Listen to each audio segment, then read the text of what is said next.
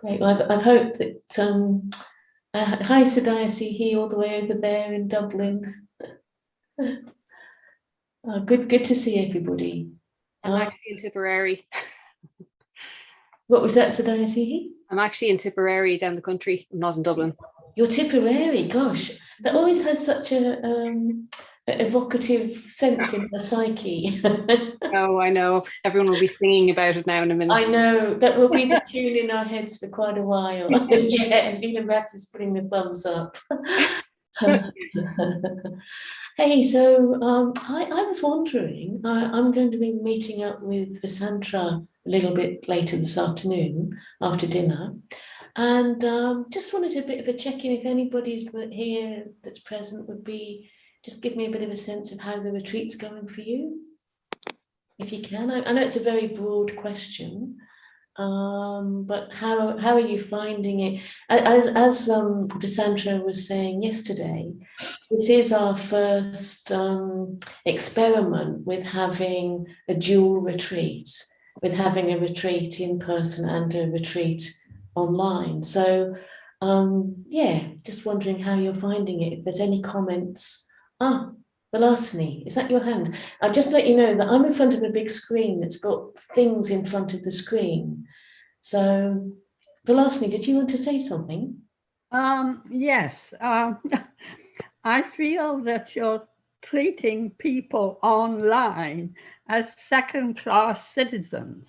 We're not getting either groups or reviews, and that's even more serious. We're not getting reviews. And for a retreat of this nature, we are trying to develop our sadhana. And for some of us, that is not such a long, I mean, I've only been ordained under 3 years. So I really do need genuine help.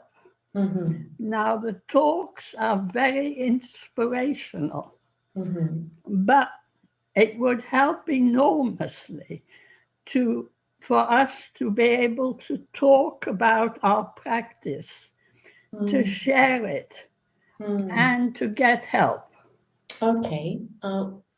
I mean, I'm not sure if there's anything we can do on this event, but I'll certainly bring that to a discussion for the Dharma team at Adhisthana, and I'll mention it to Vasantra and see if there is anything. But that's just very helpful. Thank you. Thank you. Thank you for listening. Yeah. Any other things about how it's going for you? Yes. Can I say a thing now? Yes, Dharma Vajri, yeah. Okay. So I'm really, really benefiting from this retreat, and personally, I'm finding it extraordinarily well brought together. Better than I expected, frankly. I didn't know how it would be. I was going to come to in person, but I can't now because of things. And I'm really getting huge benefit from being here. I feel I'm in Adhisthana, as it were, in spirit. I hear what Vilasini says. I hear what she says about conversations and stuff, but for me, it's quite the reverse. And it feels that it's almost as if Vasantra's answering the questions in my mind about Dharma before he's heard my question. It's like, it's exactly what I need to be hearing. Anyway.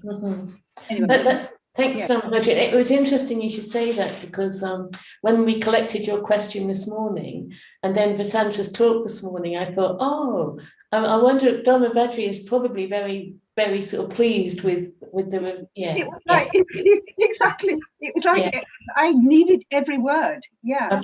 Okay, great. All right. Very relevant. Okay, thank you. Yeah, thank you, Dharma Vajri. Any other comments that just give me a sense of how things are going for people when I meet up? Sadhana Sihi, yeah? Yeah, well, I just wanted to say how much I'm appreciating how well hosted the retreat is for those of us who are online. because I can imagine it's quite something, and even just the awareness that Vasantra has around addressing the different components, it's like it's quite something to keep in mind. And apart from that, you have different time zones as well. So yeah, I've just been really impressed by it, and I've appreciated having this dedicated team just kind of looking out for us in a way. I think that's really, for me, breakout groups, because it's a meditation retreat, I don't think I particularly want to be in breakout groups. I liked the one I was in, though. It was nice because it helped me feel connected to other people on the retreat. Yeah, and I know you had mentioned earlier about us coming for 15 minutes and saying things, although it seemed like there was quite a lot of things we could potentially say, and 15 minutes isn't very long for us to say all of those things. But then, and personally for me, I don't find it that easy to speak into an online group of this size. So I don't know how you square that circle, but I mean, I appreciate that there's that space if people feel they want to talk. Meditation reviews, I definitely don't feel shortchanged or anything. That would be an interesting thing if it were possible. I know there's a resourcing thing, so I don't feel gutted or anything. And as Dharma Vadri was saying, I just think, Vasantra's teaching just kind of somehow answers things before you even formulated questions. So it does feel really magical. I mean, I'm in a different, I'm not at home, so that I think that's also adding to my experience as well. But I do also feel like I'm in touch with Adishana as well. So just want to say a big thank you, because I just can't imagine how complicated it is. And also I'd just like to say to the tech support team who are behind the scenes, just really appreciating their delight and enthusiasm at helping us. every so often seeing their faces, and Lizzie, Caroline, Patrick, they just seem so delighted to be helpful that it's actually really, and of yourself and Sadhanandi, of course, and Bandhu. So thank you. For me. Yeah, great. Thank you, Sadhana Sihi. Thank you, Sadhana Sihi. The tech team thanking you from my left. Thank you, Caroline. And we have I think it was Tara Gita talking about the light behind the Buddha.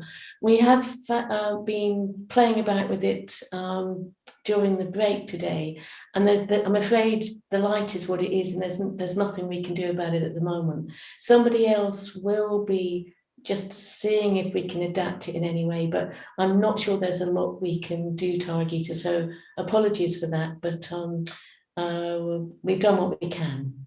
Yeah. There used to be a golden option on it. You used to be able to change colours, didn't you? Is that not possible anymore? Caroline, do you want to say something? I'll get my tech support here. Yeah, we did try that. Unfortunately, what seems to happen is if it looks good on Zoom, it looks really bad in the shrine room. Like on Zoom, the best option was a very, very bright red, which made the Buddha kind of painful to look at in the shrine room. So, I mean, that was just what Patrick and I tested today, but we're going to try and see if there's any way of making it less bright. So that's the next step, but unfortunately that's not in time for this session. Yellow spectrum light is what's easier on people's eyes. And the golden Buddha, the golden light behind used to be what Pami called default option. I'm not sure if it is anymore. Maybe things have changed. Yeah, so we did try the gold spectrum of the light for people looking at screens. Yeah, we tried the gold. I think it's because it looks good on when it comes through the kind of input, but because when it comes through to Zoom reduces the image, so it becomes brighter. So it becomes more kind of whited out. Okay. Thank you for trying. Thanks. Okay, well, I can see, as you know, I've got two screens. I've got the delight of seeing all of you, and I can also see a version. I can see into our shrine room. I tell you what, when you come, when you're all available to come on site again, come and have a look at what we can see here in the shrine room. It's fantastic. Anyway, I can see that they're gathering in the shrine room. Is that right, Caroline? Yep. So we will be. I do feel like I'm on a news anchor And now we will be going over. So now we are going over to the shrine room. So I'll see you all again later this evening. Okay, enjoy the session.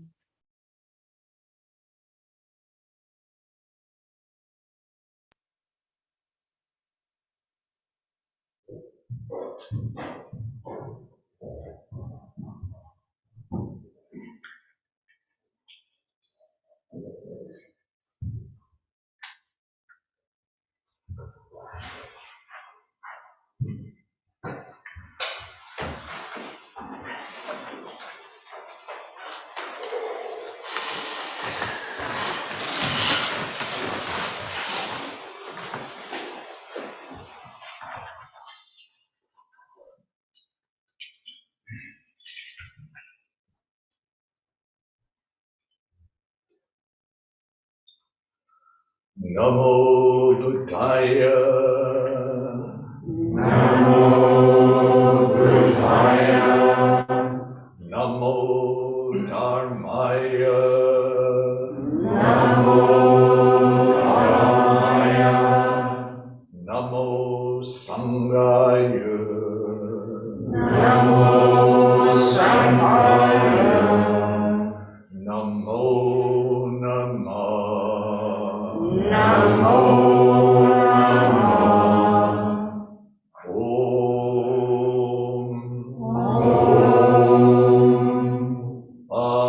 Om.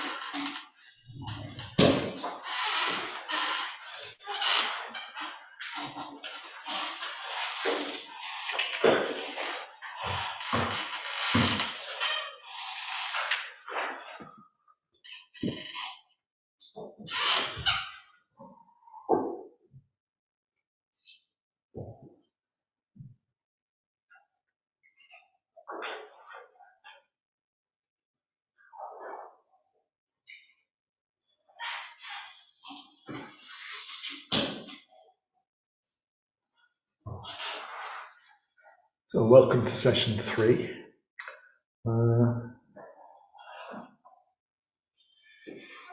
There's one bit of news. There's a Dharmacharini in New Zealand called Dharma Petar, who we heard that she died sort of 1 a.m. our time. Yeah, she'd been ill for several years. She was sort of in a sort of nursing facility. And recently she got pneumonia, and so she died.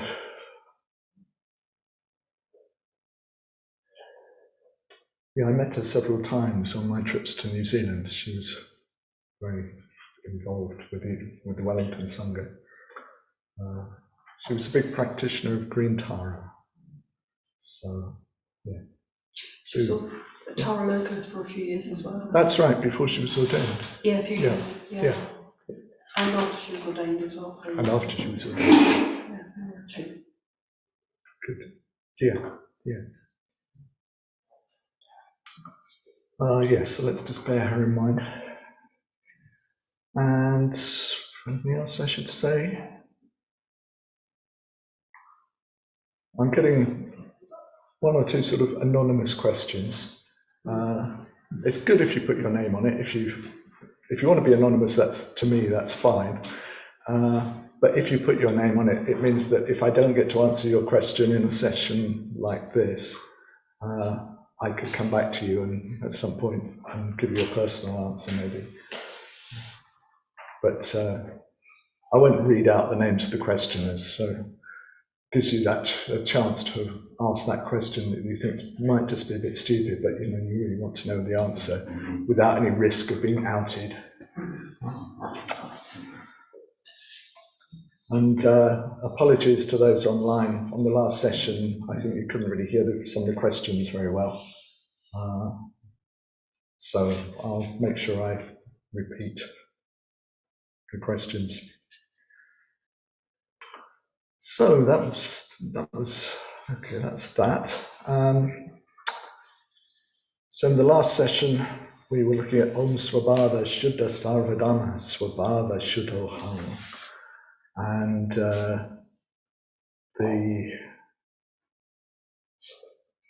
the emptiness of any kind of substantial essence or thing or entity in experience, and also how none of our concepts do justice to the experience, and how also we confuse the concepts and the experience, so that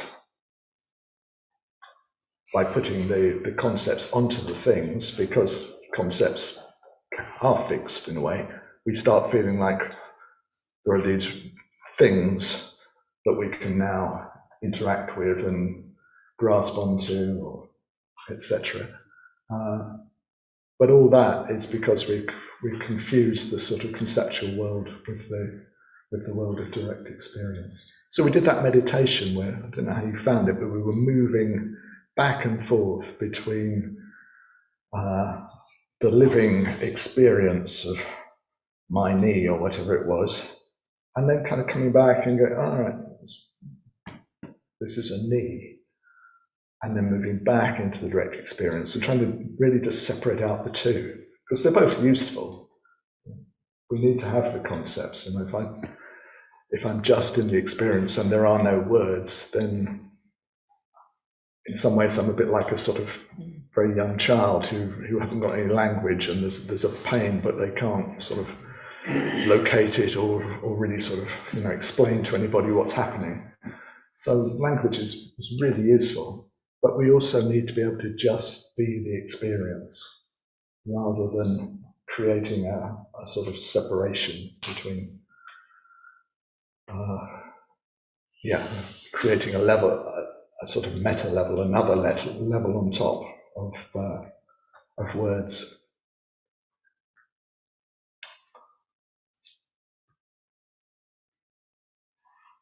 Yes, we need to sort of come back to life in that very direct sense.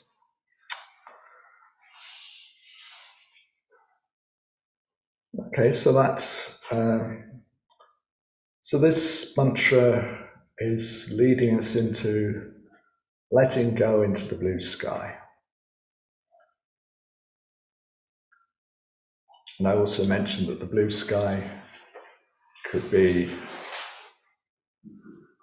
when we move back onto that sort of conceptual level, can be seen as the demonstration of the ungraspable nature of everything. Because the whole sadhana is a demonstration of how things really are. The whole sadhana is just showing us like how things are. Because on this everyday level of reality that we're in, there do seem to be these solid things. There's a solid computer screen, or there's a solid chair, etc. But it's as if when we move into the sadhana, it's like the curtain is sort of taken back and we're shown, now this is how things really are. Everything is kind of completely open. Yeah, there's nothing substantial. And then the things, in inverted commas, that appear within the sky, they're all made of light. So they appear, but they're ungraspable. They're ungraspable, but they appear. Yeah. So it's just showing us again and again and again, this is how things are. So when we come out of the meditation, we can carry that learning with us, so that, okay, there's still this solid computer screen or chair or whatever it is, but it's like we've been shown its nature. It's like we've been taken behind the scenes, so you can see how the trick is done. and how things really are. So now when we come back, and there are these solid looking things, we know, but yeah, actually, that's not it. That's just how we're interpreting things, actually, how our mind is responding.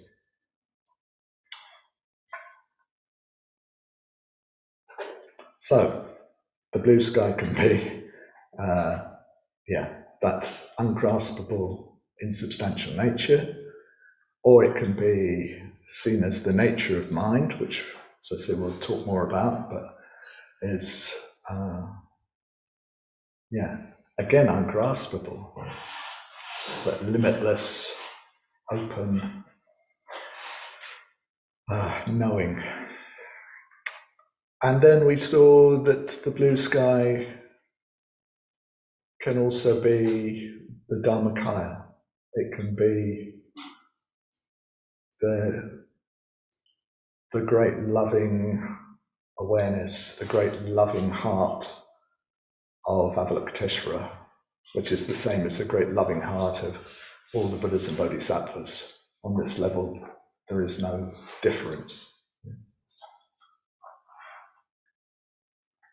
So we can use any of these approaches, whatever is most helpful, whatever's most effective, whatever we are drawn to, whatever we need at the time. And you may find that for some years you're working mainly with one or another. But it's good to know that there are these different possibilities.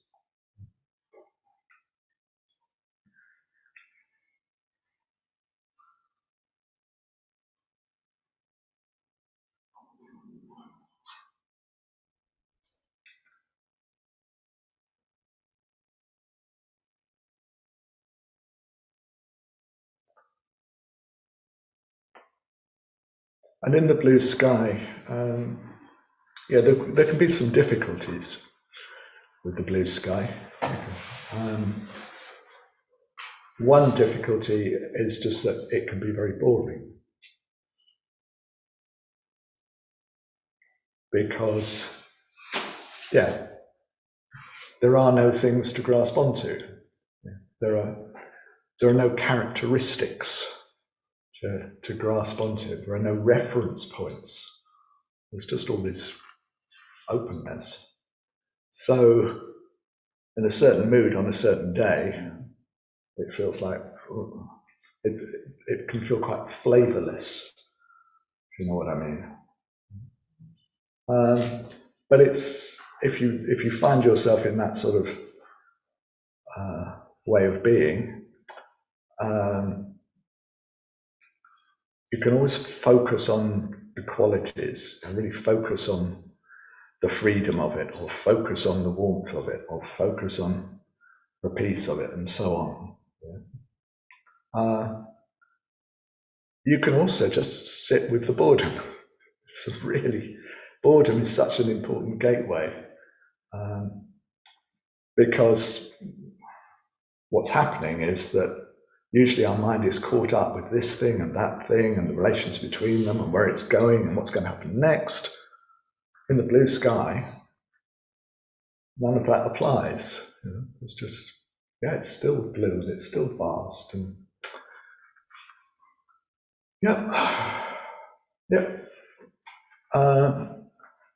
so usually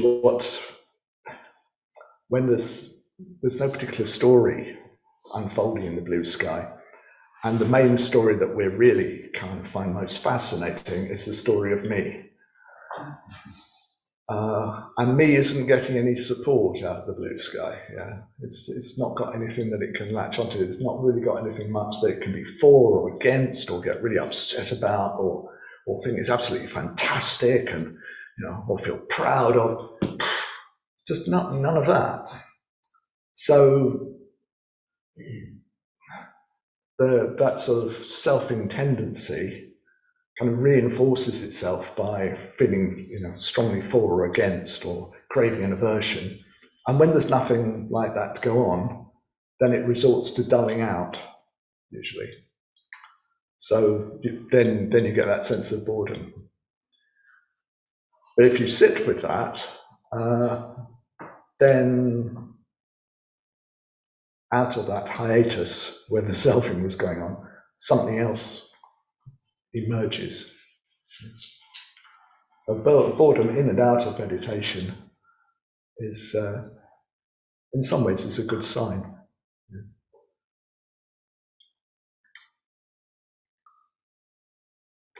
So yes, you can be bored in the blue sky. You can have all sorts of different stuff floating through your blue sky if you're a bit visual,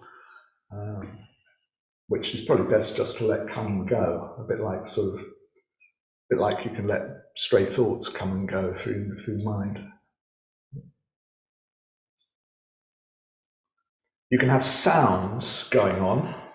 Yeah, here I am sitting. I remember years ago I was on retreat in a caravan on the Llyn Peninsula in Wales, and the weather was being, I'm tempted to say Welsh, but I won't. So there I am, sort of starting my sadhana, this vast blue sky, and just above my head, the sort of tin roof or whatever, the caravan, the rain is sort of drumming down upon it. And I couldn't sort of shut it out. But I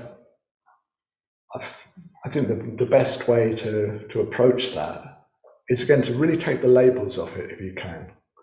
So rather than it being, another Welsh day or whatever,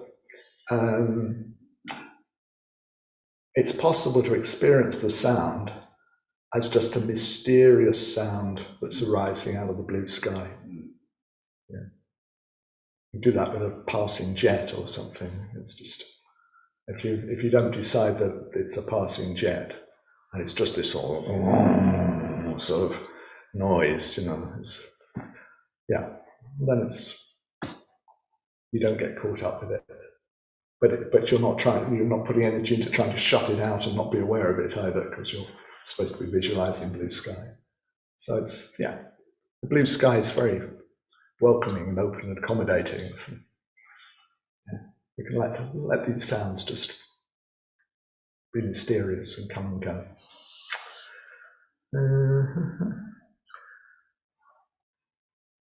Another issue with the blue sky is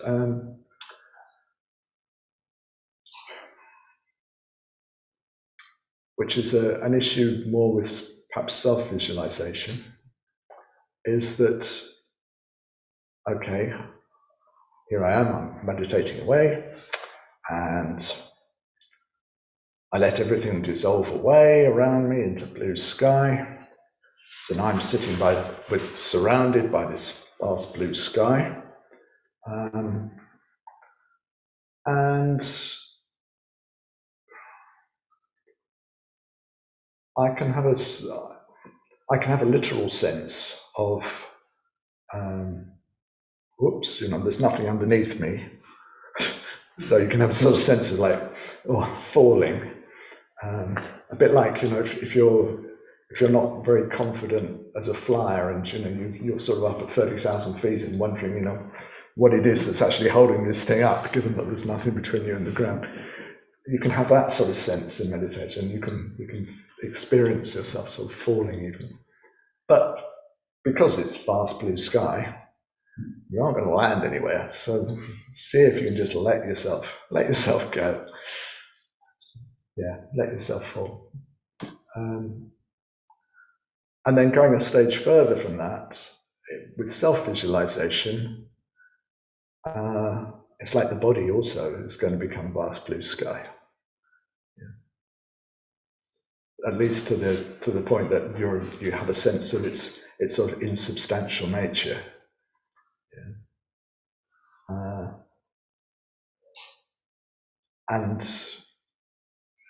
What I think of as me is going to dissolve into the blue sky.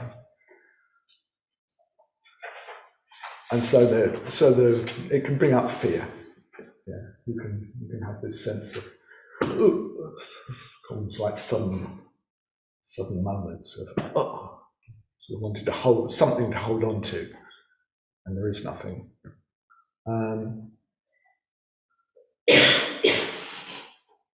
And again, this is somewhere where you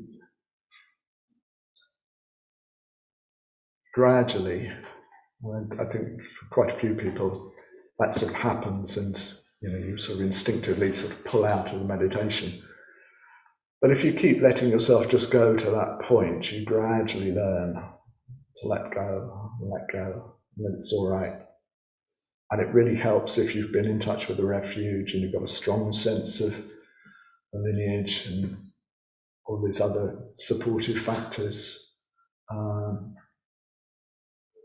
And if you reflect that all those other meditators, they all practice this blue sky stuff, and they experience this kind of thing, and they learn to just let go more and more deeply, and they ended up freer and wiser and happier than we are.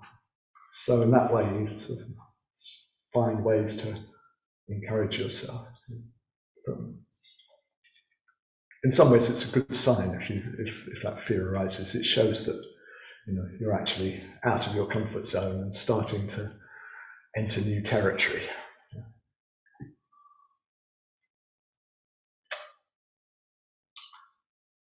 Any questions or issues arising out of this?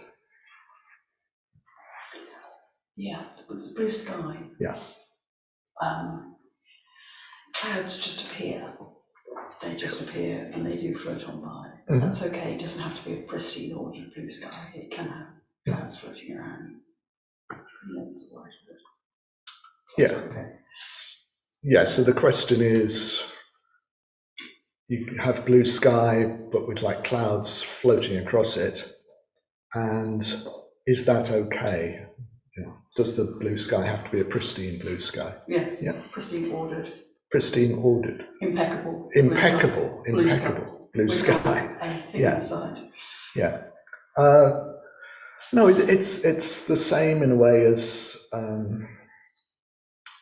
meditation and thinking. Sort of quite a lot of meditation texts, Buddhist meditation texts, talk about no thought. And the issue actually isn't that we're trying to have a complete, a mind with absolutely no thought arising whatsoever. Because to do that, you usually have to sort of damp down your energy and sort of suppress something a bit. So the issue, we think, when they talk about no thought, they just mean that there's no thought that you're grasping at, so that it doesn't grow. Yeah. If a thought pops up and you don't grasp at it, well, all it can do is pop down again. Yeah. If you grasp at it, then you put energy into it. In a way, even if you try to make it go away, you put energy into it, and that sort of reinforces the tendency. Yeah. So similarly with blue sky, there's just this big open space of mind, and because mind's quite creative, and it's making an analogy with blue sky in the outer world. It thinks, oh, well, blue skies have clouds in them, don't they? So here are a few clouds. Look. But rather than thinking, oh, let's make these go away and it's got to be absolutely perfect, just think, no, I can relax. The clouds will go by themselves. I don't have to do anything about it. Thank you. Anything else?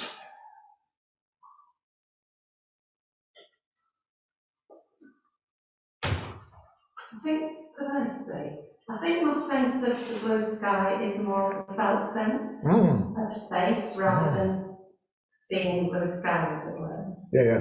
It's more of a sense, just a real felt sense from my body, coming from here really, rather than here. Yep.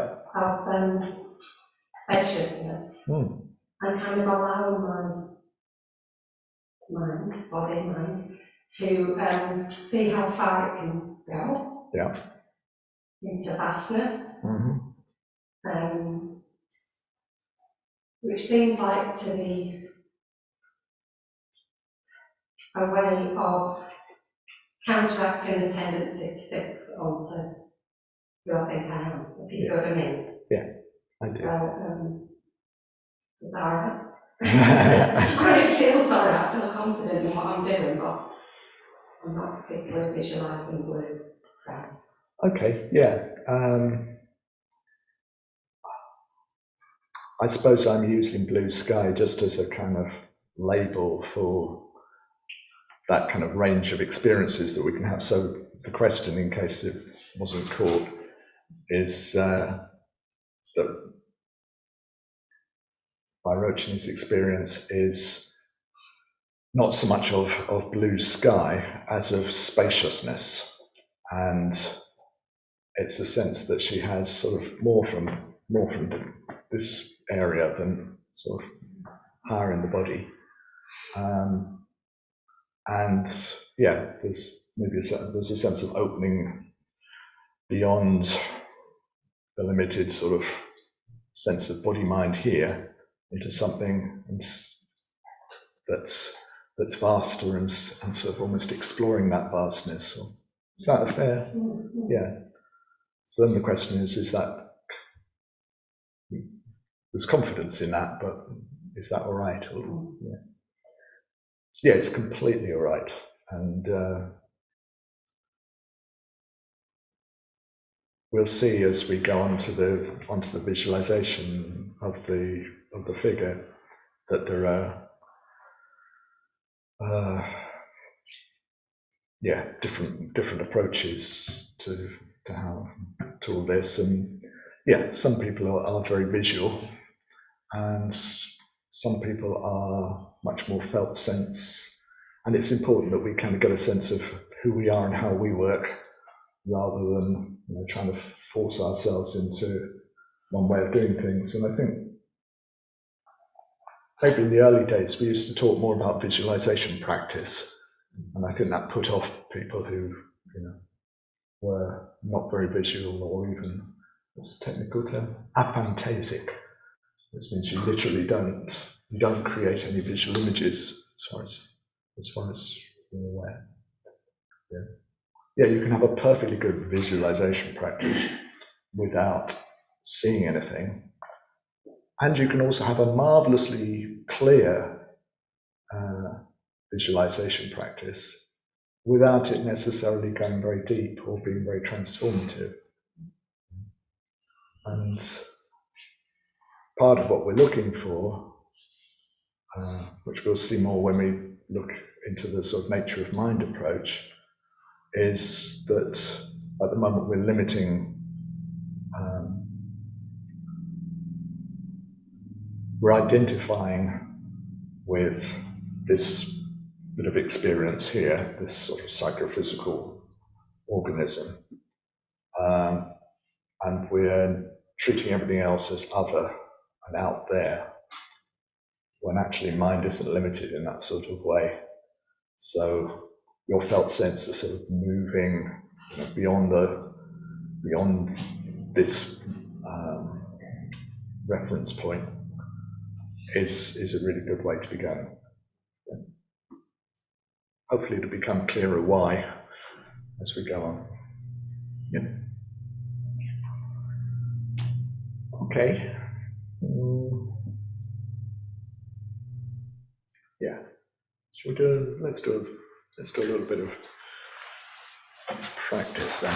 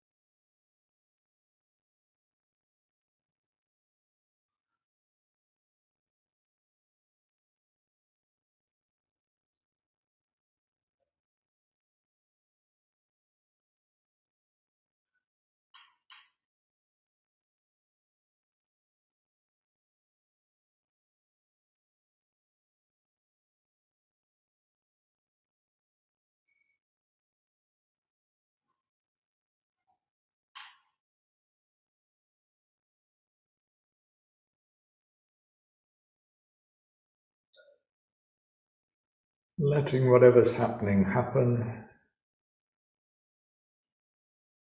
unless it's unskillful, in which case you might want to do something about it.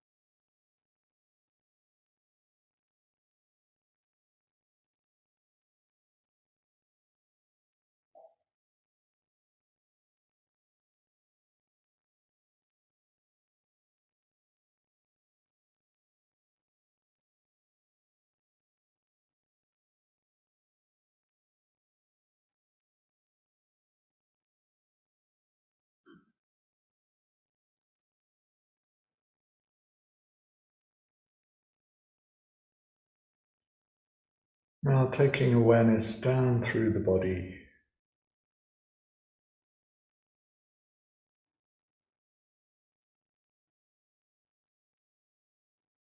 relaxing down to the ground.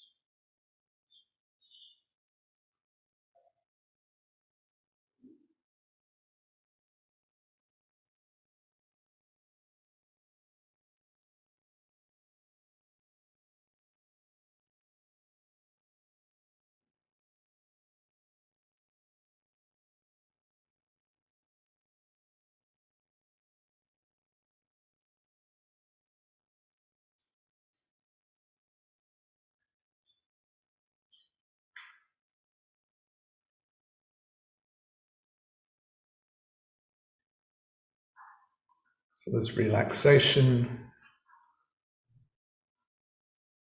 and also awareness and aliveness.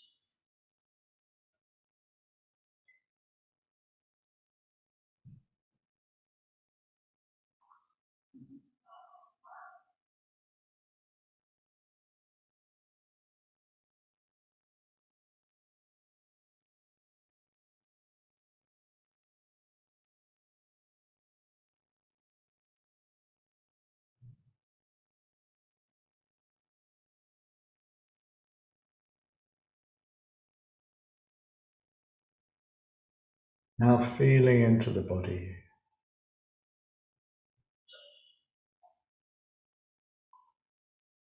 As much kindness as we can find.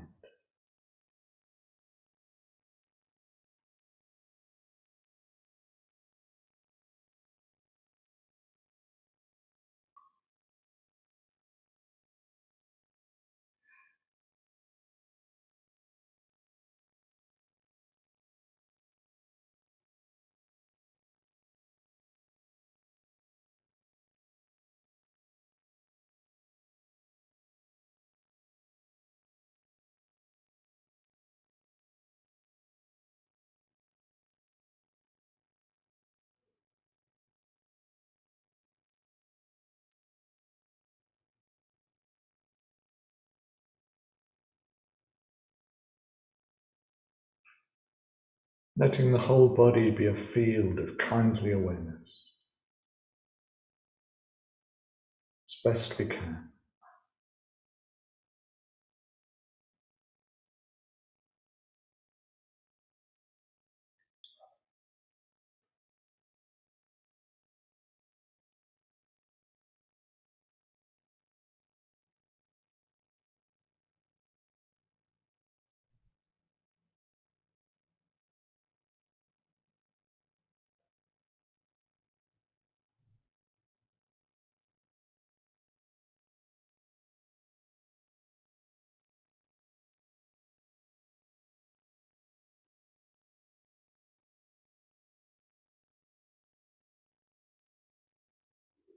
And within this field of kindly awareness, all kinds of feelings and sensations arise,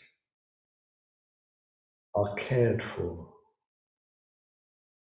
and transform into the next experience.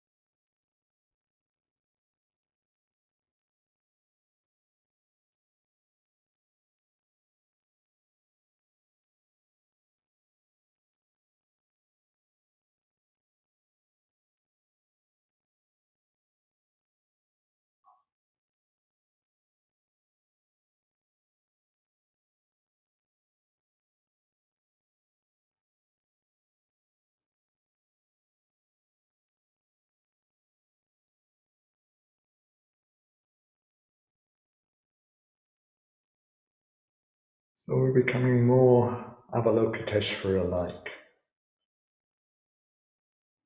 looking at our experience, whatever it is, with kindly eyes, with an open heart.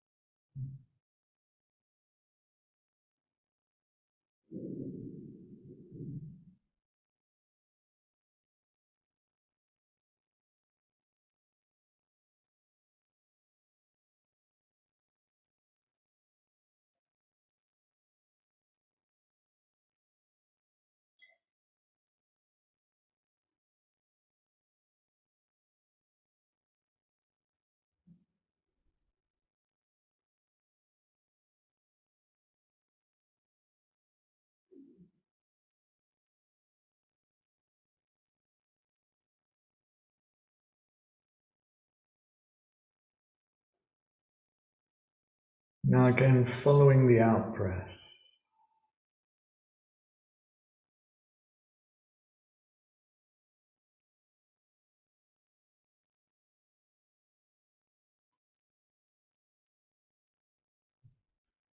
with each out-breath opening into a sense of spaciousness.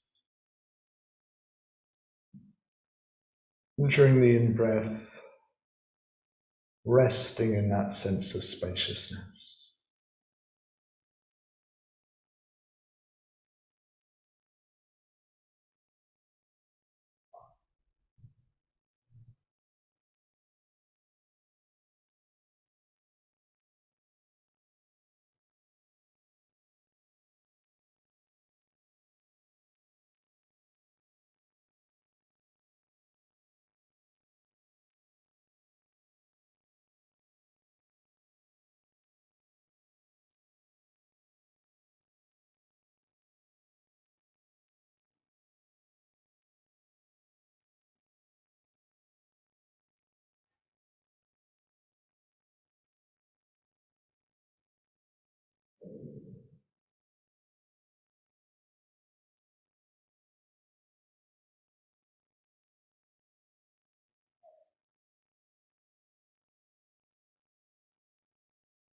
That sense of spaciousness grows and grows.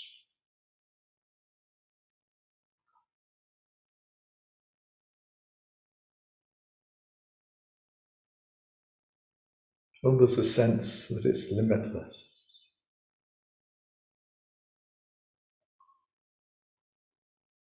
Limitless sky.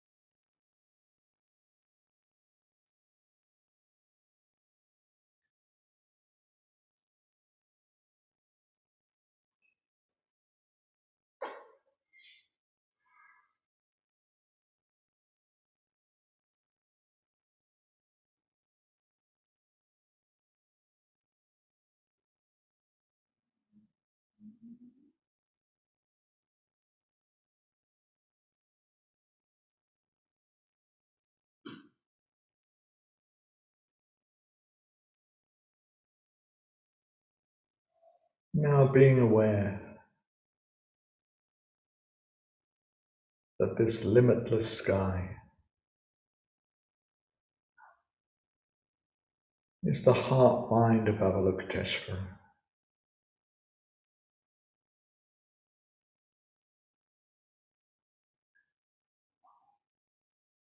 Boundless,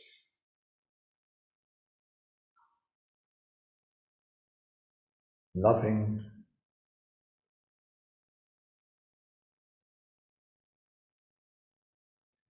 endlessly creative.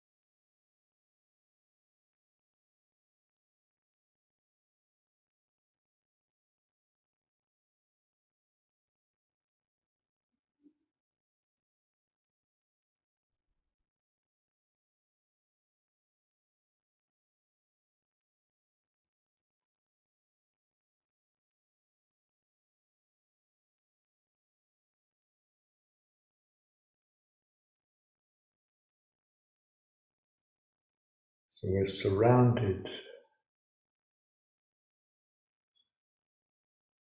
embraced by love and compassion,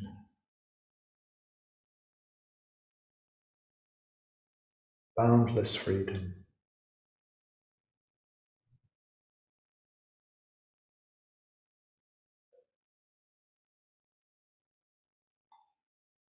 Deep knowing.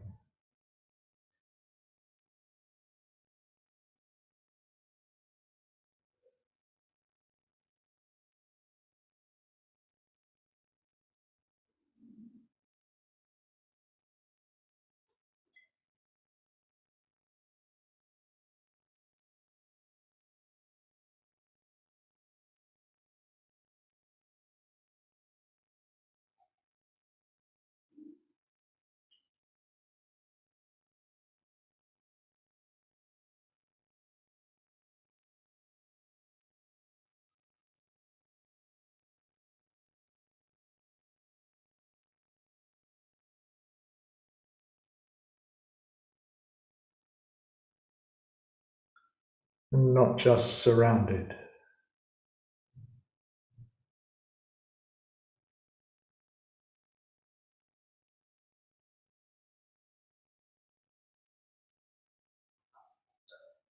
Everything we think of as us is permeated with love and compassion, with freedom, with deep knowing.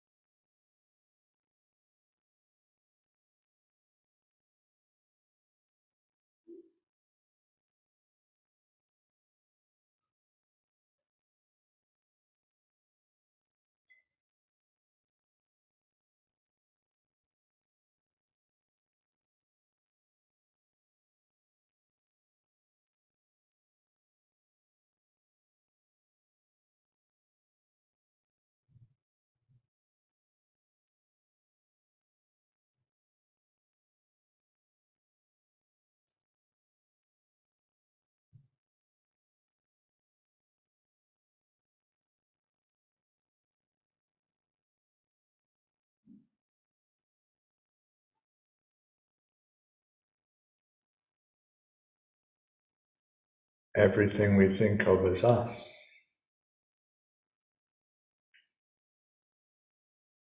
It's like a cloud arising in this vast sky of Avalokiteshvara's heart-mind.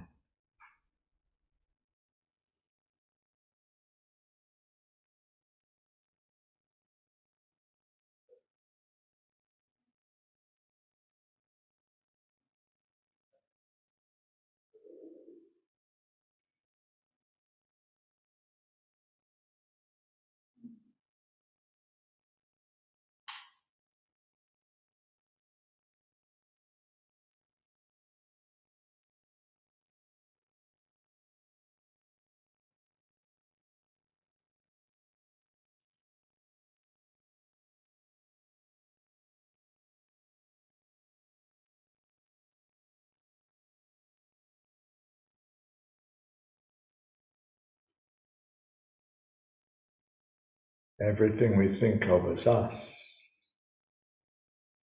arises,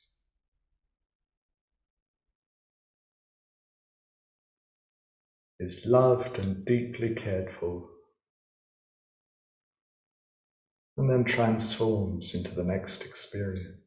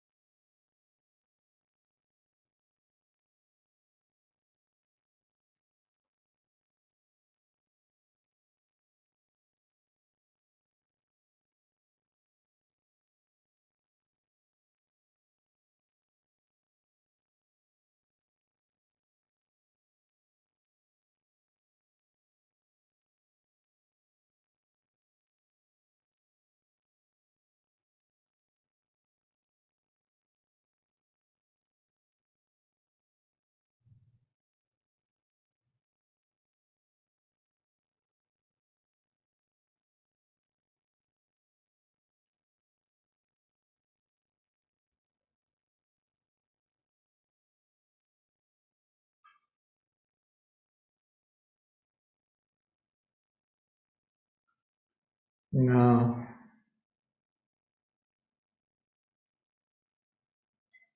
letting go of doing anything.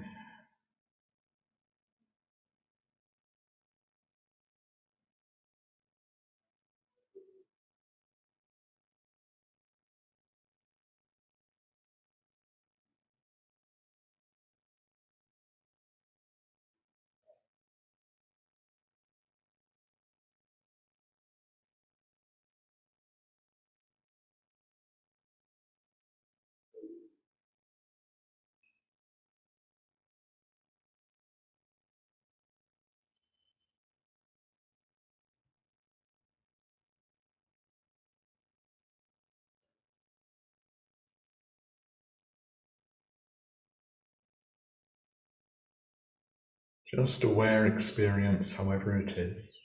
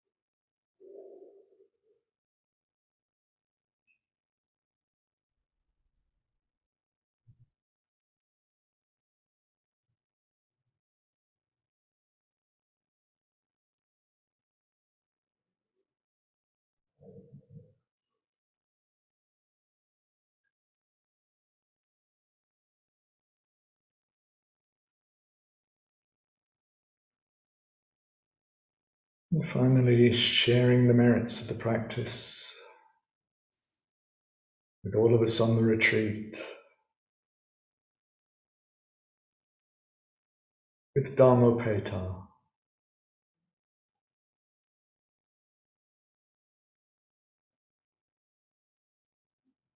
with all living beings.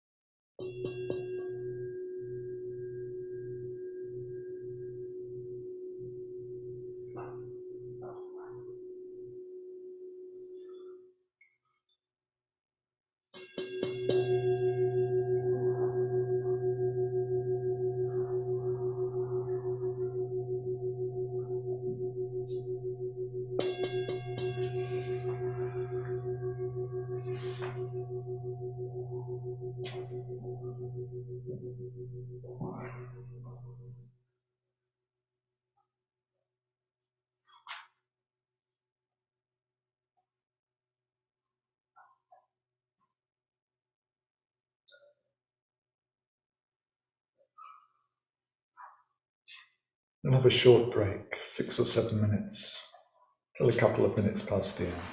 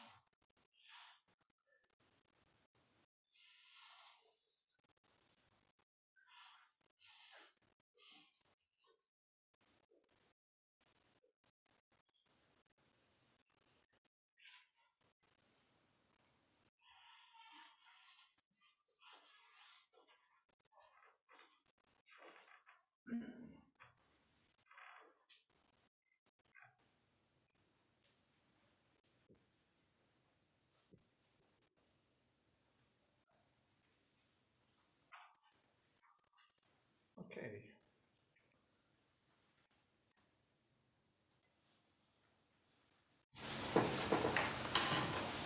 Out of the state of the great unbounded Dharmadhatu,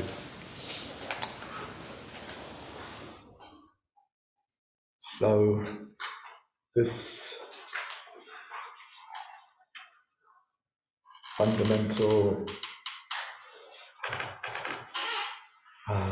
open dimension of experience of mind is limitlessly creative.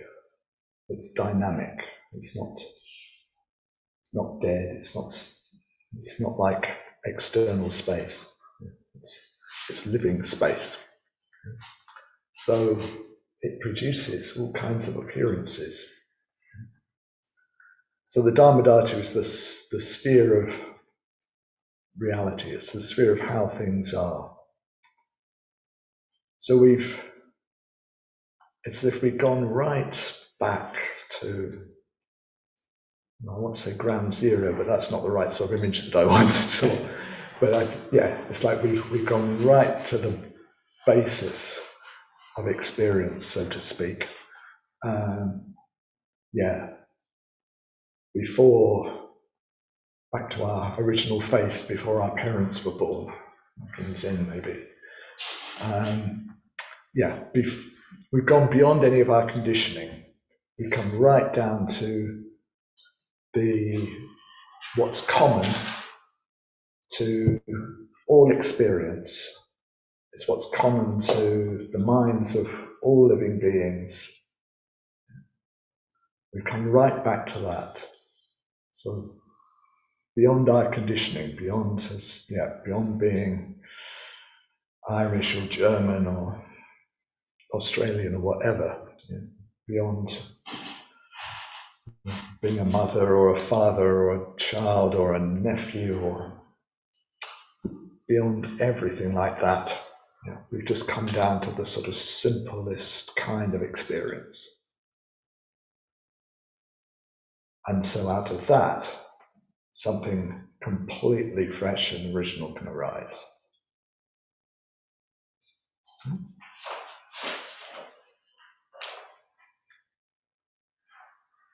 So the sphere of the Dharma is the sort of sphere of the ultimate nature of things, which is always true for all experience, what you'll always find.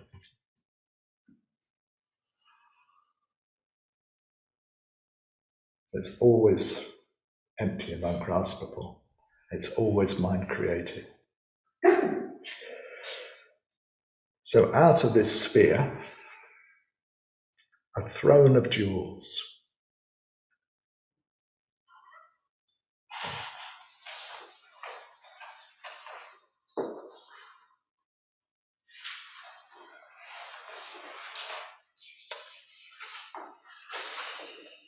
And this throne of jewels grants all kinds of wants. So it's a throne made of wish-fulfilling jewels, the Chintamani's. So everything that appears in the sadhana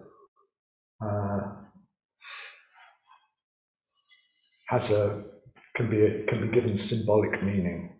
So there's a sort of symbolic story that's unfolding. So the first thing that appears in this case is this throne of jewels. So it's as if, and these jewels aren't ordinary sapphires and emeralds and so on. They're wish-fulfilling jewels. So this jewel throne is a throne of bodhicitta. It's like that's the basis on which everything else that appears is kind of founded.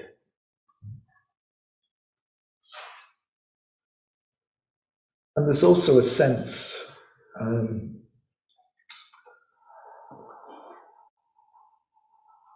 where you have this expression in English, to be sitting on a gold mine.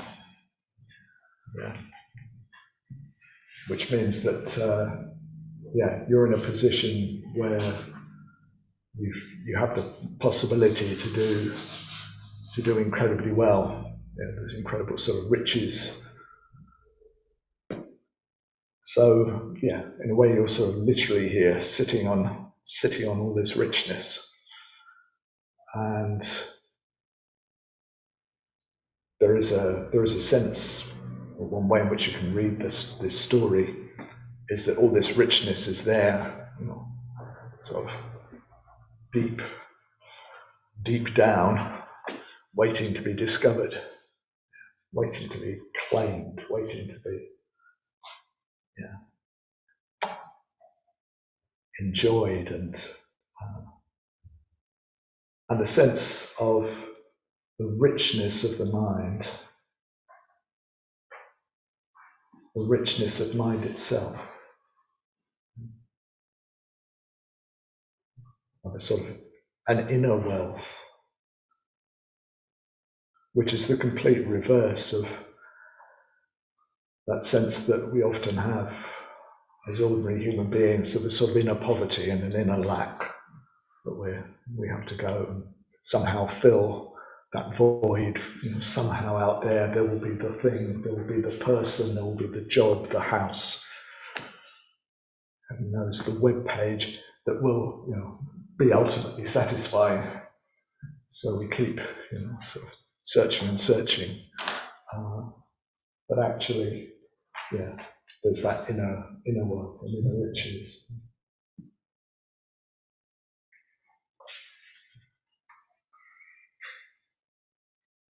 So we start to move from emptiness into appearance. But this throne of jewels, it's made of light. It's not sort of solid, hard minerals.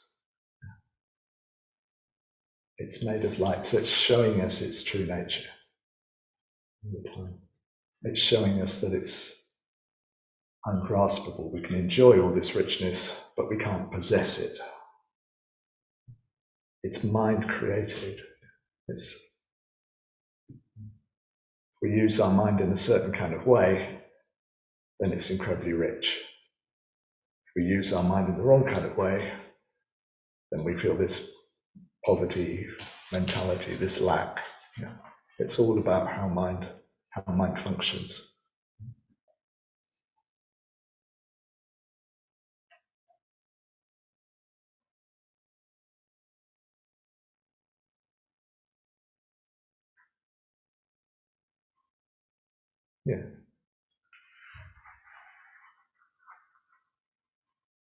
Any thoughts or questions about that?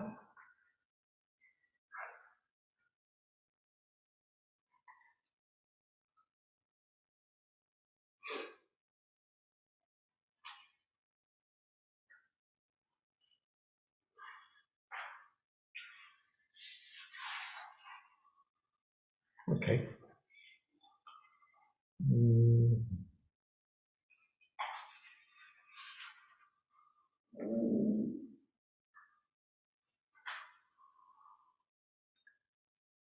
We'll go a little bit further. So then a carpet of lotus, unstained by the round's ills. It's not really a carpet. It's a carpet would be flat, wouldn't it? So this is a lotus. It's like a sort of another dimension almost to the throne. It's like the throne consists of this throne of jewels, but then on top of that there's this lotus. And the lotus is a symbol of the lotus family. It's a symbol of compassion, opening, receptivity.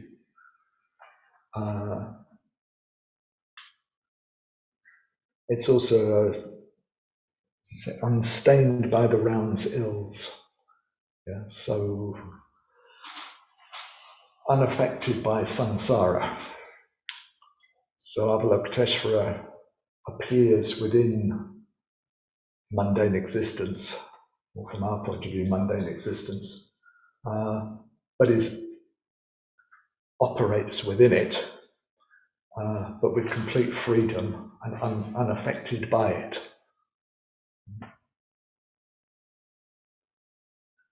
His wisdom and compassion affect everything that they come into contact with, but they're not affected by it.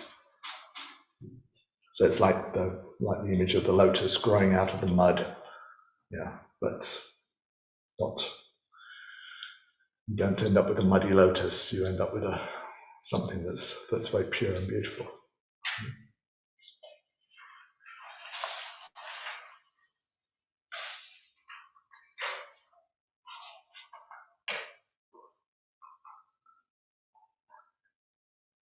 And the reason why Avalokiteshvara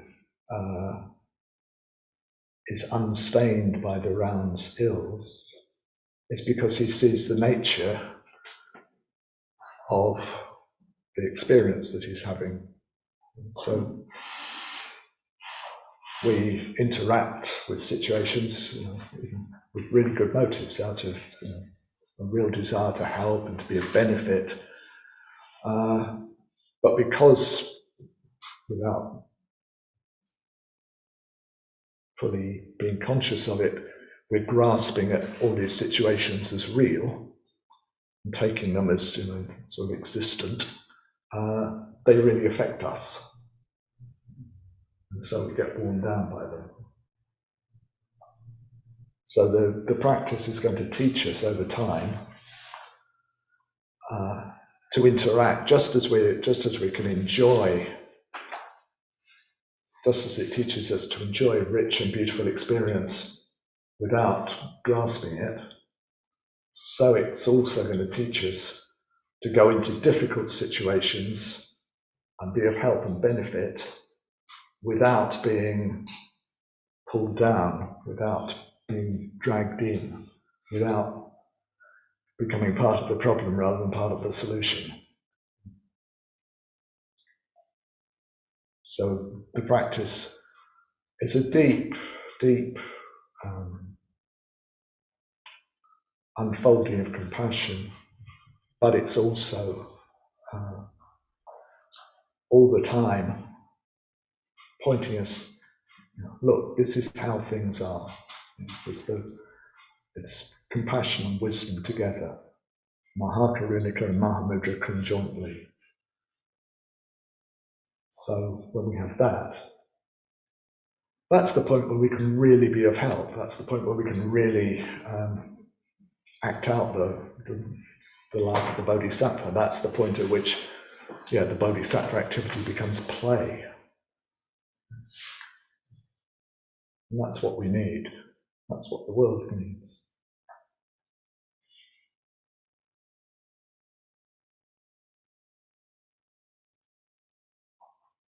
So with this practice, we have both the compassion side developed more and more and more, unfolded more and more, and also the wisdom side. And to start with, we sort of move from one to the other. Some days we do the practice very much as a devotional practice, or another day we do it mainly as a sending help into all the six realms to wherever beings are suffering. And then on other days we're focusing more on the nature of mind and the what things are really like. But as time goes on, those different experiences start to come together more and more. And that's when we're really being able to be of benefit to the world on a deep level.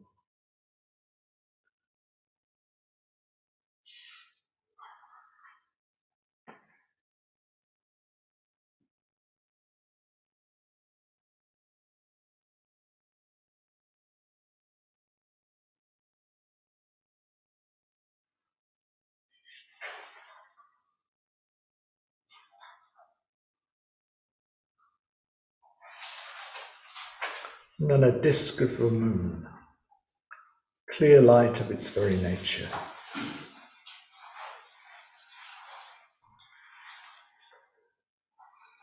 And you get in the text, you get all kinds of different ways of interpreting the lotus and the moon disk, and in a way you can take your pick. But yes, okay, so it's firstly it's a full moon disk, so there's a sense of qualities having really waxed fully and completely.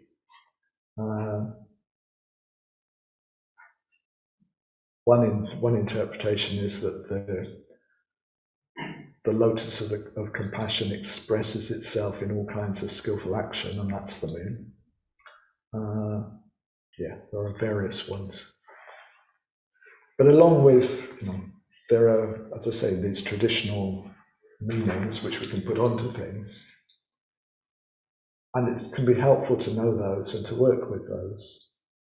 But it's also really important that we just come to our own experience of, if I really just let my mind or my heart rest on the image of a full moon, what does that really mean to me? So we really want our sort of Dharma intuition to come into play.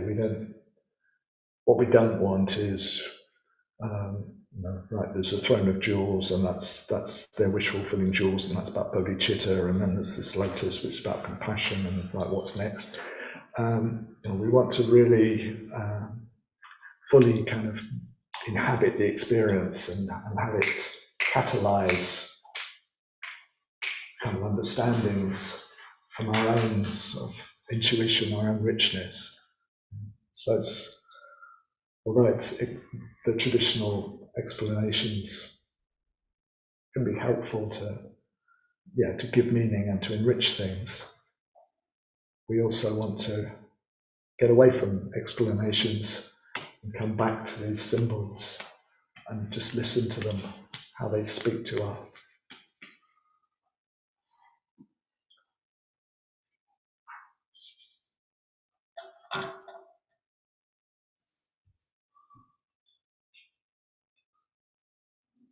Right, I think we might have a cliffhanger ending there and not actually just go to the next bit.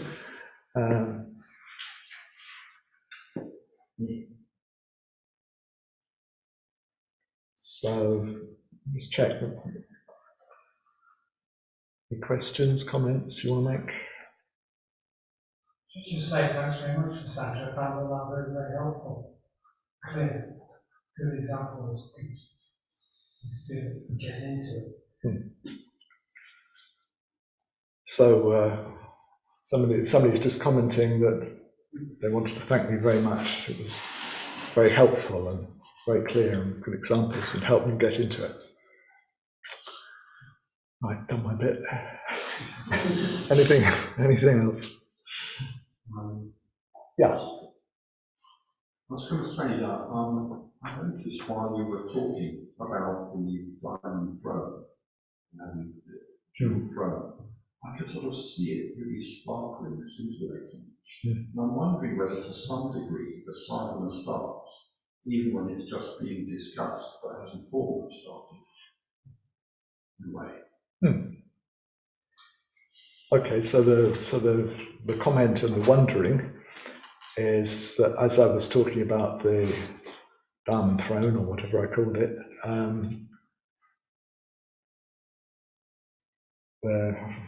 Punyamanti, let's give you your name, had a strong, clear image of that jewel throne, and so he's wondering whether, in a sense, the sadhana starts even when you just are discussing it and talking about it. And I certainly think, well, sadhana means means of accomplishment. It's a method that takes us in the direction of awakening. And yeah, we can sit down and hopefully at times become quite absorbed in the actual meditation. But even, yeah, just when we're discussing these things or listening to these things, our mind is so sensitive, actually, that yeah, on some level, you know, we kind of we're sort of living it out a bit in imagination, just as we hear the words, and all that, yeah, is definitely taking us in the direction of awakening. You know, the sadhana really, finally, is something that we want to be living in. Yeah, that's really where we want to be. We want it to be, yeah, the world that we live in.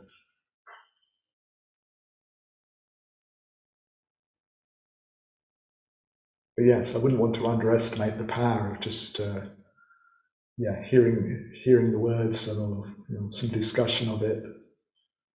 I think all that can have a big effect.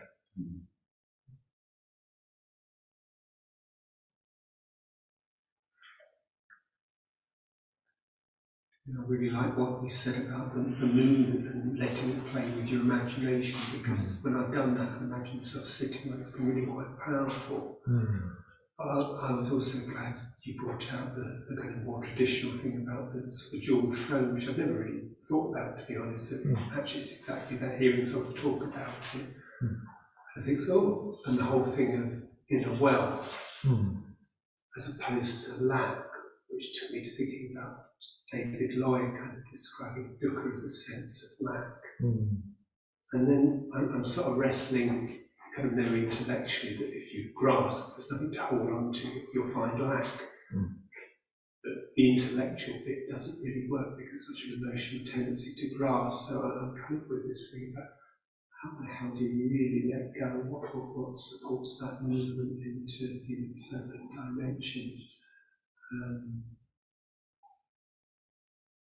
Yeah, and almost a kind of an addiction, that the identification stuff that you were talking about, how to unhook from my identifications, especially the little old me stuff, because it's like my heart wants to go towards Avalokiteshvara, and then I get myself pinged back into something very small. There's this tension, isn't it? So I'm saying a lot, basking with the thoughts, is that so much in it. I'm not sure I want to summarize all that. I feel like a translator who's just had quite a long thing.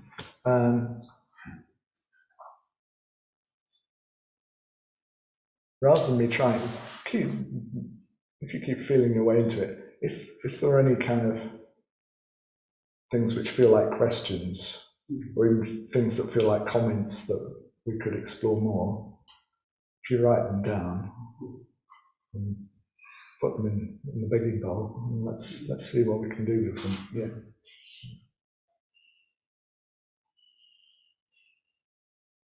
Yes, I won't pass it all on because we're about out of time. But yes, let's explore all that a bit more if you feel like it.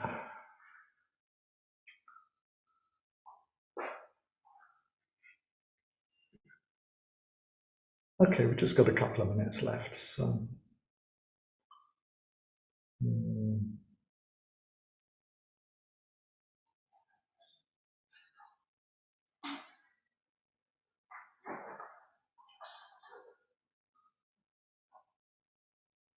It's just without moving, just have a sense of what it would be like to be sitting on a throne of jewels, or just great richness. There's a sense that, under, yeah, down there. There's all this wealth, all this richness. Just feeling into that.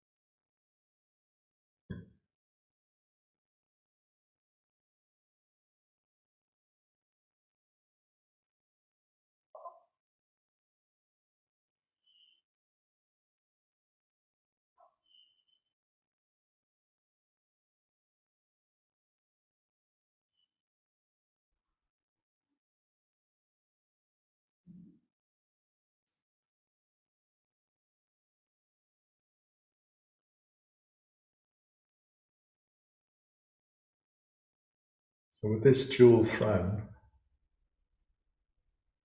we have everything we need.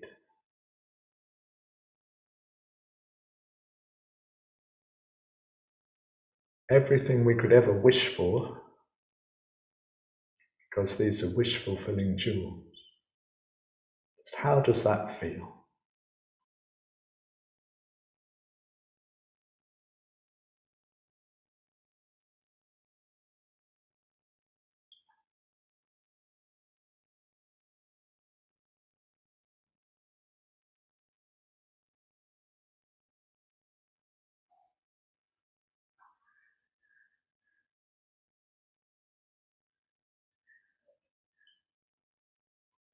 And it's not so much about getting into ideas about, oh, I could pay off my mortgage or whatever. Yeah. Just really sitting with that feeling of everything I could wish for is all right here. Don't need to go anywhere else. Don't need to go searching.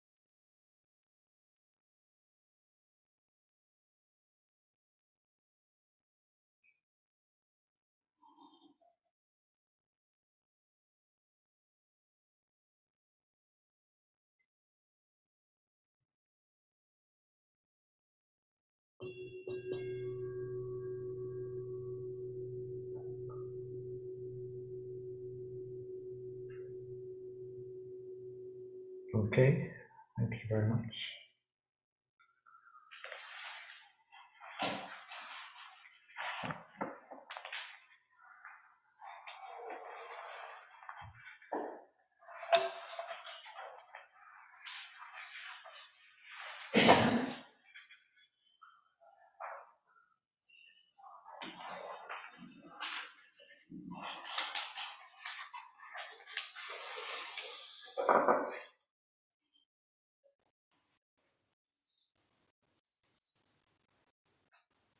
In session 4, I'm imagining we might do a simple sevenfold puja, just to really deepen the bodhicitta aspect of things.